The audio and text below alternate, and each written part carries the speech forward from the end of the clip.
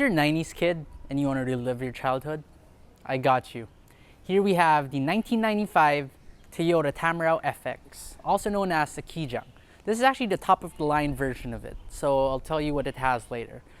I still remember as a kid that I used to get brought around to school in this, and this is going to be the first time that I'll be able to enjoy this car again after all those years.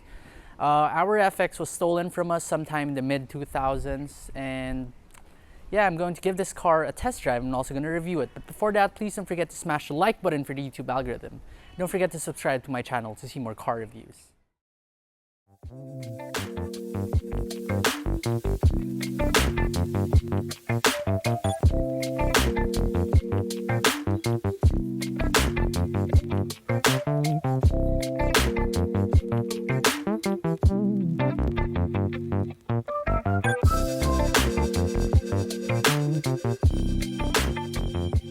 The first thing that you'll notice with this Tamaraw FX is that it has a big bull bar up front, and that bull bar has saved the owner from so much trouble of having to repair this car. That bull bar is just extremely sturdy. Next thing you'll notice is just how much dents this car has. This car has been through a lot, but you know, it still lives on. You know Murphy's Law? What can go wrong will go wrong. Well, this car has nothing to begin with, so what can't go wrong probably won't go wrong. You think a Land Cruiser is the only way to have a car that'll last forever? Well, you're wrong. For probably like 10%? No, maybe around 30-40% of the original price of the Land Cruiser, you can actually get this car. Back in 1995, this car only cost $465,000, and this is actually the top of the line trim.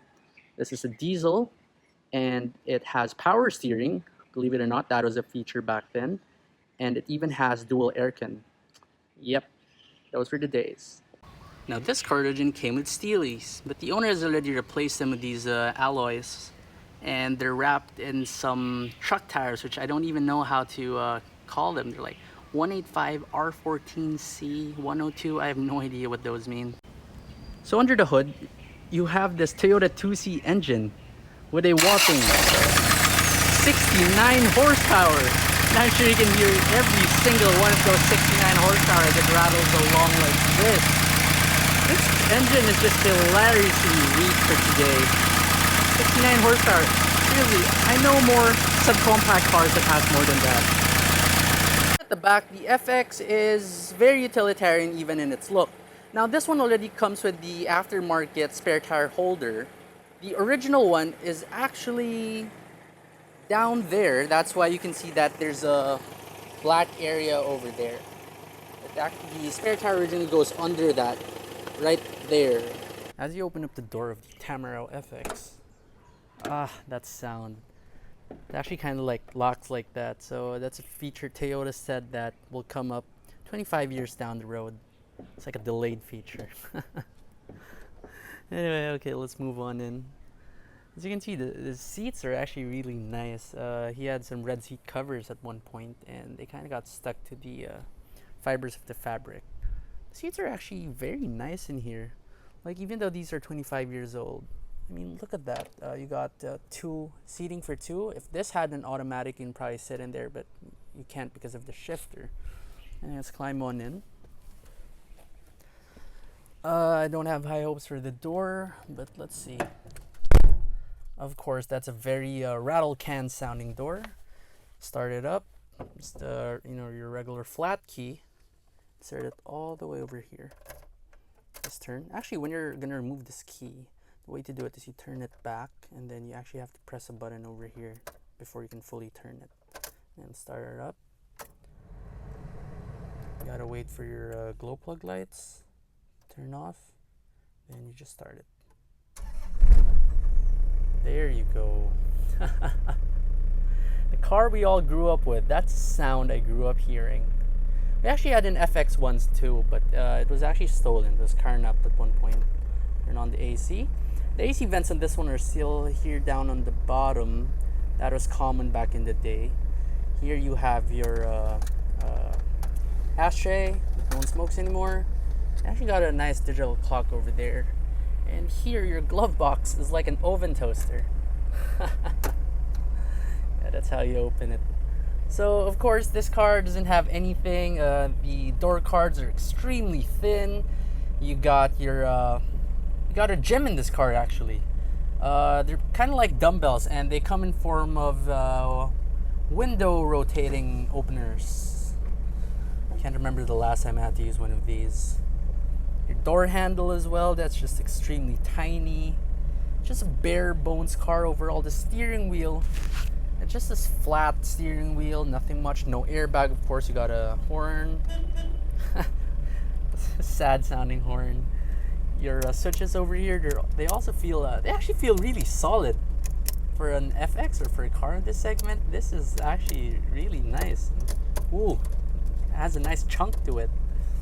Your windshield wiper stock is over here. And your gauges. Now this model actually had power steering, and if it has power steering, it also comes with an RPM tachometer. But as you can see, this car, the tachometer has stopped working. Sometimes it functions once in a while, but most of the time it doesn't.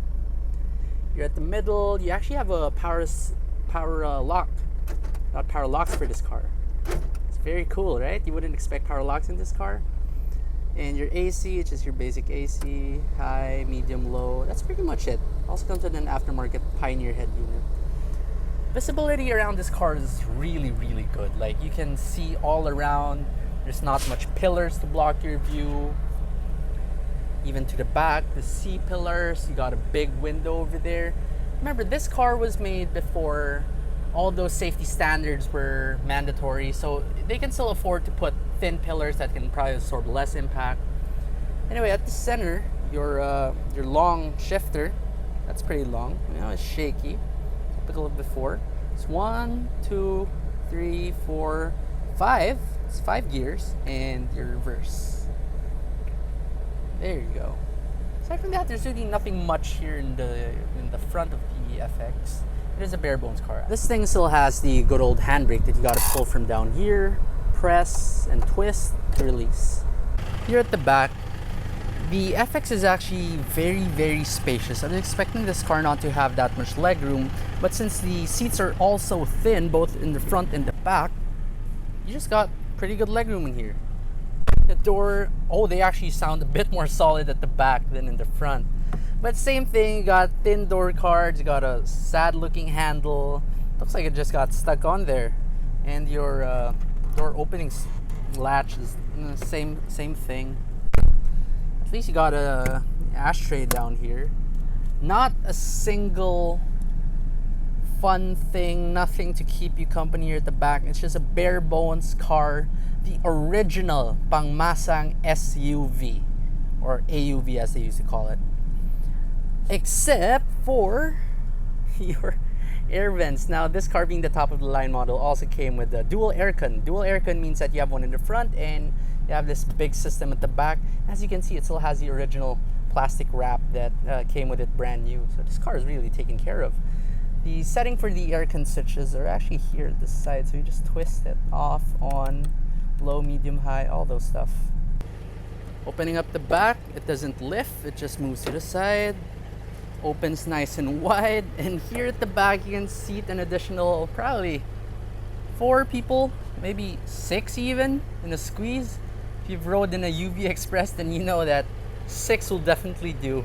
You got 2 speakers over there, 1 there, and there's another one on this side. Again, nothing much here. And you have your handle, same thing with the other 2 rows that you can just pull to close it. Safety was definitely not the top of their priorities at that time. Seat belts, nah, forget it. This car.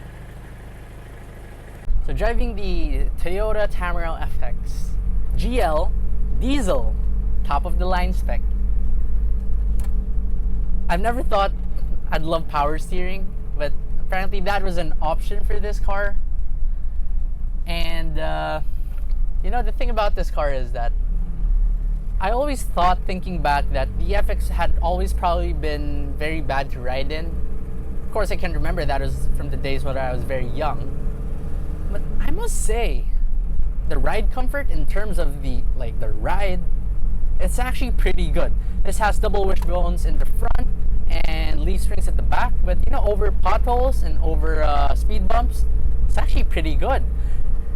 I hope I could say the same for the quietness though, because the quiet is non-existent in this car.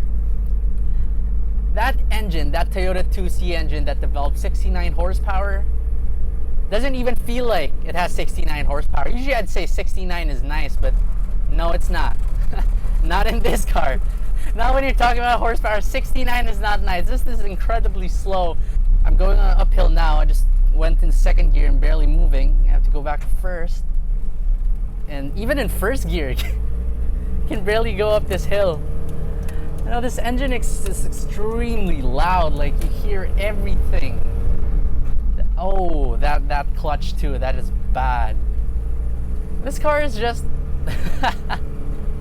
It's fun. I'm gonna go back to third gear and try to accelerate it. Whoa, that clutch is not good either.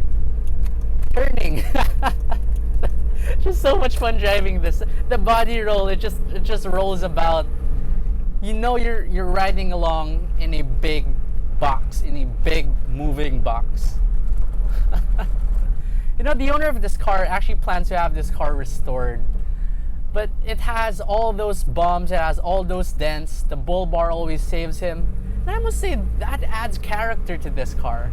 And character it is when you drive this, because it just has so much character. This is how you, like, time travel back into the 90s. Remember, this is the original SUV ng Masa. The SUV for the masses. And you know what? If you want to relive your childhood, you can actually get one of these for like 100K. Better get one before they put them in movies and just put them on an explosion scene. Get one now while you can. If you like this video, please don't forget to smash the like button for the YouTube algorithm. And also don't forget to subscribe to my channel to see more car reviews.